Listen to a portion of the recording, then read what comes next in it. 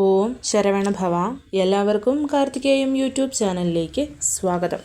നാളെ കർക്കിടകത്തിലെ രണ്ടാമത്തെ ചൊവ്വാഴ്ചയാണ്. ഹനുമാൻ സ്വാമിയുടെ അനുഗ്രഹത്തിന് വേണ്ടിയിട്ട്, ഭഗവാന്റെ പൂർണ്ണമായ കടാക്ഷം നമുക്ക് ലഭിക്കാൻ വേണ്ടിയിട്ട് നാളെ നമ്മൾ ചെയ്യേണ്ടുന്ന ഒരു കാര്യമാണ് ഇന്നത്തെ വീഡിയോയിൽ ഞാൻ നിങ്ങളുമായിട്ട് പങ്കുവയ്ക്കുന്നത്. ഇതിനു മുൻപും നമ്മൾ ഒരുപാട് ഹനുമാൻ ചാലിസയെപ്പറ്റി പറഞ്ഞു തന്നിട്ടുണ്ട്, ഭഗവാന്റെ റെമഡീസിനെ കുറിച്ച് പറഞ്ഞു തന്നിട്ടുണ്ട്. അതൊക്കെ ചെയ്ത് ഒരുപാട് പേർക്ക് നല്ല ഫലവും കിട്ടിയിട്ടുള്ളത് കൊണ്ട് തന്നെ മിക്കവാറും എല്ലാവരും ചൊവ്വാഴ്ച വരുമ്പം എന്താണ് ഭഗവാന് ചെയ്യേണ്ടതെന്ന് ചോദിക്കാറുണ്ട്. അപ്പോൾ 5 ദിവസത്തെ ഹനുമാൻ ചാലിസ ജപം, അതായത് 108 പ്രാവശ്യം നമ്മൾ ചൊല്ലുന്നത് നിങ്ങൾക്ക് നാളെ മുതൽ വീണ്ടും തുടങ്ങാം. കാരണം നാളെ പൗർണമിയാണ്. അത് കഴിഞ്ഞ് കഴിഞ്ഞാൽ പിന്നെ നമുക്ക് വരുന്ന കർത്തവാവ് വരെ നോക്കിയിരിക്കേണ്ടി വരും. അതേപോലെ 11 ദിവസത്തെ, 7 ദിവസത്തെ, 5 ദിവസത്തെ, 3 ദിവസത്തെ സങ്കല്പം എടുത്ത് ചൊല്ലുന്നവർക്കും നാളെ മുതൽ തുടങ്ങാവുന്നതാണ്. കർക്കിടക മാസം എന്ന് പറയുന്നത് രാമായണത്തിന് എത്രമാത്രം പ്രാധാന്യമുണ്ടോ അത്രമാത്രം പ്രാധാന്യമുള്ളതാണ് ഹനുമാൻ സ്വാമിക്കും. അധ്യാത്മ രാമായണ പാരായണത്തോടൊപ്പം തന്നെ ശ്രീരാമജയം നമ്മൾ ജപിക്കുന്നതും എഴുതുന്നതും രാമായണ പുണ്യം ഹനുമാൻ സ്വാമിയെ ആരാധിക്കുന്നതിന് തുല്യമായിട്ടുള്ള കാര്യമാണ്. അപ്പം കഴിഞ്ഞ ചൊവ്വാഴ്ച ഞാൻ പറഞ്ഞിരുന്നു നമ്മൾ തുടർച്ചയായ 5 ചൊവ്വാഴ്ചയും ചെയ്യേണ്ടുന്ന കാര്യം. അത് നിങ്ങൾ കണ്ടിന്യൂ ചെയ്തോളൂ. അതിനോടൊപ്പം ഇതും നിങ്ങൾക്ക് ചെയ്യാവുന്നതാണ്. ഈ ഒരു കാര്യം നമ്മൾ ചെയ്യുന്നത്, ഒന്നാമത്തെ അതിനുള്ള ഗുണം നമുക്ക് ലഭിക്കുന്നത് സർവ്വകാര്യ വിജയമാണ്. തൊടുന്ന എന്തൊരു കാര്യവും നമുക്ക് വിജയം ലഭിക്കാൻ വേണ്ടിയിട്ടും ശനി ദോഷമുക്തിക്ക് വേണ്ടിയിട്ടുമാണ്. നമുക്കറിയാം, അയ്യപ്പസ്വാമി, ഹനുമാൻ സ്വാമി, ഗണപതി, ഇവരെ 3 പേരെയും നമ്മൾ പ്രാർത്ഥിച്ചു കഴിഞ്ഞാൽ എത്ര കഠിനമായ ശനിദോഷമാണെങ്കിലും അതിൽ നിന്നും നമുക്ക് മോചനം ലഭിക്കുന്നതാണ്. അതിപ്പോൾ 7ര ശനി, കണ്ടകശനി, അഷ്ടമശനി, ശനി ദശ ഇപ്പോൾ നടന്നുകൊണ്ടിരിക്കുന്നവരൊക്കെ ഇത് ചെയ്താൽ മതിയാകും. നമുക്കറിയാം, ശ്രീരാമ ഭഗവാന്റെ ദാസനും ശിവഭഗവാന്റെ അംശവും ചേർന്നതാണ് ഹനുമാൻ സ്വാമി എന്ന് പറയുന്നത്. 7 ചിരഞ്ജീവികളിൽ ഒരാളാണ് ഹനുമാൻ സ്വാമി. ഹനുമാൻ സ്വാമി വായു ഭഗവാന്റെ പുത്രനായിട്ടും അറിയപ്പെടുന്നുണ്ട്. ബ്രഹ്മാവിൽ നിന്നാണ് ഹനുമാൻ സ്വാമിക്ക് ഈ ഒരു ചിരഞ്ജീവിത്വം ലഭിച്ചത്. വിഷ്ണു ഭഗവാനിൽ നിന്ന് ഭക്തിയും, ശിവഭഗവാനിൽ നിന്ന് പരാക്രമവും, ഇന്ദ്രനിൽ നിന്ന് പ്രതിരോധവും, അഗ്നിയിൽ നിന്ന് അഗ്നിയെ പ്രതിരോധിക്കാനുള്ള കഴിവും, ദേവന്മാരിൽ നിന്ന് വേഗതയും ലഭിച്ച ഹനുമാൻ സ്വാമിയുടെ ഗുരു എന്ന് പറയുന്നത് സൂര്യനാണ്.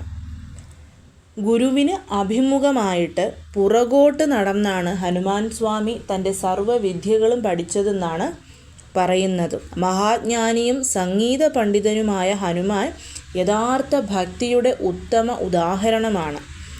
ഹനുമാന്റെ വീരശൂര പരാക്രമങ്ങൾ വർണ്ണിക്കുന്ന സുന്ദരകാന്ഡം പാരായണം ചെയ്യുന്നതും വളരെയധികം ശ്രേഷ്ഠമായിട്ടുള്ള കാര്യമാണ്. കർക്കിടകത്തിൽ മാത്രമല്ല, നമ്മുടെ ജാതക ദശാസന്ധികളിലും ദോഷമുള്ള ദശാകാലത്തുമൊക്കെ സുന്ദരകാന്ഡം പാരായണം ചെയ്യുന്നത് വളരെ ശ്രേഷ്ഠമാണ്. ഹനുമാന്റെ ഭക്തരെ ശനി ഭഗവാൻ ഒരിക്കലും ഉപദ്രവിക്കില്ല എന്നുള്ളതാണ് പറയുന്നത്.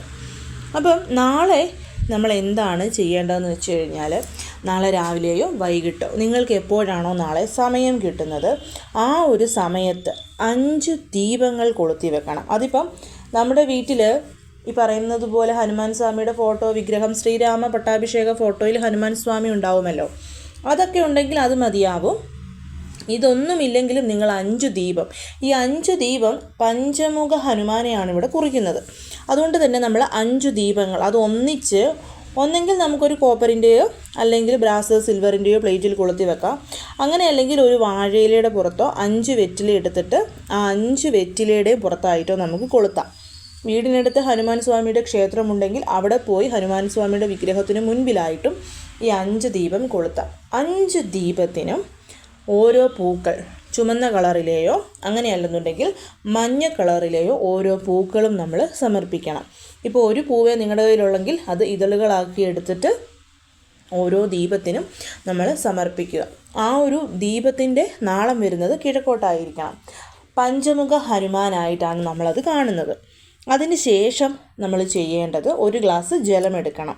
നമുക്ക് കുടിക്കാൻ പറ്റുന്ന അത്രയും ഗ്ലാസ് ജലം മാത്രം മതിയാവും. അതെടുത്ത് ആ വിളക്കിന് മുൻപിലായിട്ട് നമ്മൾ വെക്കണം. വെച്ചതിന് ശേഷം ആദ്യം തന്നെ കൈകൾ കൂപ്പി പെട്ടെന്ന് നടന്നു കിട്ടേണ്ടുന്ന ഒരു ആഗ്രഹം, വായുവേഗത്തിൽ നമുക്ക് നടന്നു കിട്ടേണ്ടുന്ന ഒരു ആഗ്രഹം ഹനുമാൻ സ്വാമിയോട് നമ്മൾ പ്രാർത്ഥിക്കണം. പ്രാർത്ഥിച്ച ശേഷം ആ ജലം കയ്യിലെടുത്ത് ഒരു കൈ കൊണ്ട് നമ്മൾ അടച്ചു പിടിച്ചിട്ട് ശ്രീരാമജയം എന്നുള്ളത് ഒരു 3 പ്രാവശ്യം പറയണം. എന്നിട്ടത് വീണ്ടും ആ എടുത്തതുപോലെ അവിടെ വെച്ചിട്ട് നമ്മൾ 7 പ്രാവശ്യം ഹനുമാൻ ചാലിസ ജപിക്കുക. അപ്പം 21 പ്രാവശ്യമൊക്കെ 108 തവണ ജപിക്കുന്നതിന് വേണ്ടിയിട്ട് ജപിച്ചിട്ടുള്ളവർക്ക് 7 എന്ന് പറയുന്നത് ഒരു സംഖ്യയേ അല്ലെന്നുള്ളത് എനിക്കറിയാം. അപ്പോൾ നമ്മൾ 7 പ്രാവശ്യം ഹനുമാൻ ചാലിസ ജപിക്കുക. 7 പ്രാവശ്യം, ഓരോ പ്രാവശ്യവും ജപിച്ചു തീരുമ്പം പൂക്കളുണ്ടെങ്കിൽ ഓരോ പൂക്കളായിട്ട് നമുക്ക് ആ ദീപത്തിന് സമർപ്പിക്കാവുന്നതാണ്. അങ്ങനെ 7 പ്രാവശ്യം ഹനുമാൻ ചാലിസ ജപിച്ചതിന് ശേഷം സുന്ദരകാന്ഡം, രാമായണം പാരായണം ചെയ്യുന്നവർക്കൊക്കെ സുന്ദരകാന്ഡം അറിയാമായിരിക്കും. ആ സുന്ദരകാന്ഡം ഒരു തവണ വായിക്കുകയും വേണം. ഇപ്പം രാമായണം ഓരോ ദിവസവും വായിച്ചുകൊണ്ട് വരുന്നൊരു ഭാഗമുണ്ട്, അത് നിങ്ങൾ വായിച്ചോളൂ. പക്ഷേ ഇത് നമ്മൾ ഈ ഒരു കാര്യത്തിന് വേണ്ടിയിട്ട് ചെയ്യുന്നതാണ് ഈ ഒരു സുന്ദരകാന്ഡ പാരായണം എന്ന് പറയുന്നത്. അപ്പം നമ്മൾ സുന്ദരകാന്ഡം കൂടിയിട്ട് പാരായണം ചെയ്യണം. ഒരേ ഒരു പ്രാവശ്യം പാരായണം ചെയ്താൽ മതിയാവും. ഇനി രാമായണം കയ്യിലില്ലാത്തവർ, അത് പാരായണം ചെയ്യാൻ അറിയാത്തവരൊക്കെ സുന്ദരകാന്ഡം പാരായണം ചെയ്യുന്നത് കേൾക്കണം. പക്ഷേ ഇവിടെ ശ്രദ്ധിക്കേണ്ടുന്ന കാര്യം, നമ്മൾ യൂട്യൂബിലാണെങ്കിലും സുന്ദരകാന്ഡം പ്ലേ ചെയ്ത് കേൾക്കുമ്പം അത് തീരുന്നത് വരെ കൈകൾ കൂപ്പിയിരുന്ന് നമ്മൾ ആ ദീപത്തിന് മുൻപിൽ തന്നെ ഇരിക്കണം. അല്ലാണ്ട് എന്തെങ്കിലും ജോലികൾ ചെയ്തുകൊണ്ട് സുന്ദരകാന്ഡ പാരായണം കേൾക്കാം എന്നുള്ളതല്ല. നമ്മൾ 7 പ്രാവശ്യം ഹനുമാൻ ചാലിസ ചൊല്ലി ശേഷം സുന്ദരകാന്ഡം ഫോണിൽ പ്ലേ ചെയ്തു കൈകൾ കൂപ്പി അത് തീരുന്നത് വരെ കേൾക്കുക. അതിനുശേഷം വീണ്ടും 3 പ്രാവശ്യം ശ്രീരാമജയം പറയുന്നു. നമ്മൾ ആ വെച്ചിരിക്കുന്ന ജലം നമ്മുടെ ആഗ്രഹം നടന്നു കിട്ടുന്നതായിട്ട് മനസ്സിൽ കണ്ടുകൊണ്ട് കുടിച്ചേക്കുക. കുടിച്ചതിന് ശേഷം ധൂപദീപ ആരതി എടുക്കുന്നു. ഭഗവാന് നിവേദ്യമായിട്ട് വെണ്ണ, പഴം, അവൽ, അങ്ങനെ എന്താണോ നമ്മളെ കൊണ്ട് പറ്റുന്നത് അത് സമർപ്പിക്കുന്നു.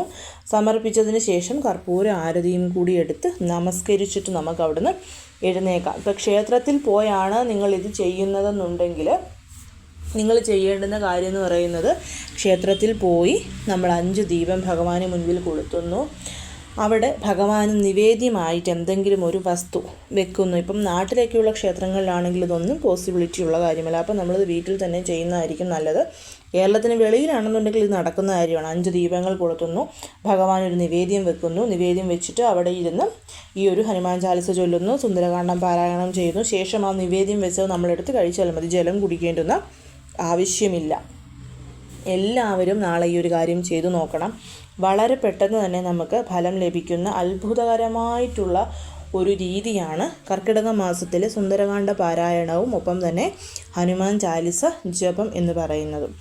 അപ്പം നിങ്ങൾക്ക് മനസ്സിന് കട്ടികുറവാണ്, പെട്ടെന്ന് എന്തെങ്കിലും കാര്യങ്ങൾ കേട്ടാൽ വിഷമം വരുന്ന വ്യക്തികളാണ്, ജീവിതത്തിൽ മുന്നോട്ട് എന്ത് വേണമെന്നറിയാതെ തകർന്നിരിക്കുന്ന ഒരു സിറ്റുവേഷനിലാണെന്നൊക്കെ ഉണ്ടെങ്കിൽ ഹനുമാൻ ചാലിസ ജപം ഒരു ശീലമാക്കിക്കുള്ളൂ. തീർച്ചയായിട്ടും ഹനുമാൻ സ്വാമിയുടെ അനുഗ്രഹം കൊണ്ട് വളരെയധികം നല്ല പോലെ ജീവിതം സ്മൂത്തായിട്ട് മുന്നോട്ട് പോകും. നമ്മുടെ ചാനലിൽ നമ്മുടെ ഫാമിലിയിൽ ഒരുപാട് പേര് ചൊല്ലിയിട്ട് അവർക്ക് ഒരുപാട് നല്ല ഫലങ്ങൾ ലഭിച്ചിട്ടുള്ളവരാണ്. ജീവിതത്തിൽ ഒരുപാട് മാറ്റങ്ങൾ വന്നിട്ടുള്ള ഒരുപാട് പേരുണ്ട്. അതുകൊണ്ട് തന്നെ വിശ്വാസപൂർവ്വം നിങ്ങൾക്ക് ഹനുമാൻ ചാലിസ ചൊല്ലാവുന്നതാണ്. നല്ല ഫലം തന്നെ ലഭിക്കും. എല്ലാവരെയും മുരുകൻ അനുഗ്രഹിക്കട്ടെ. ഓം ശരവണഭവ.